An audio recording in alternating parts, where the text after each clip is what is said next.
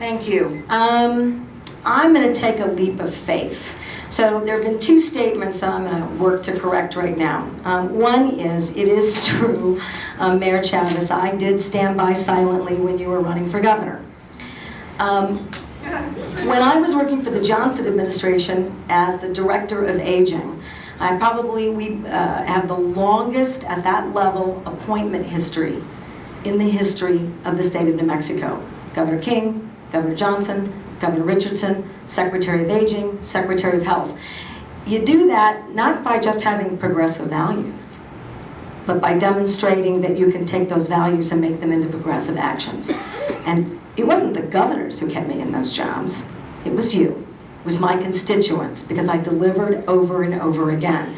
Because I'm a fighter, and I get it done, and I live it. And that's a really effective way to bring that sort of environment where people want to work with you, not against you.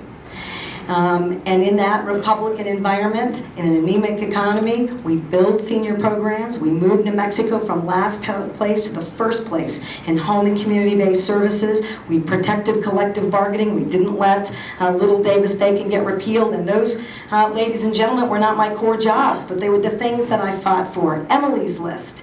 You know, I'm really proud of Emily's List, because women, we don't have equality in policymaking. If you want to change the way in which this nation works and how Washington represents families, you have to change that environment. When Rwanda and China have more women in policymaking positions and elected positions, something's wrong.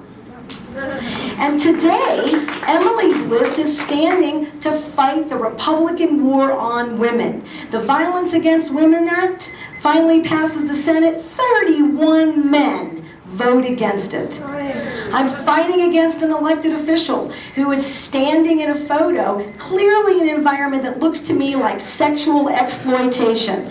I'm tired of that environment. Emily's List is a terrific organization. 70% of the money in my campaign is right here. You want to talk about electability? If 80% of your support is out of state, that does not translate to electability. Not in 2012, not in 2014. You have to be able to work hard. You have to be able to deliver results. And when you do that and you win a fight, you have to be able to heal with the folks who are fighting against you, and they have to be in a position to work with you. I'm tired of the hostility and inertia in Congress. Let's say no to apathy. Let's say yes. Let's build a coalition of women's rights activists in Washington. It starts right here. It starts right now. I would love your vote and your support. I'm ready to win this primary and hold this seat for the long haul. We're going over time. I'm going to have you clean the hallway. Again? Just kidding. She went a little over time, and I heard it. I say that to say this.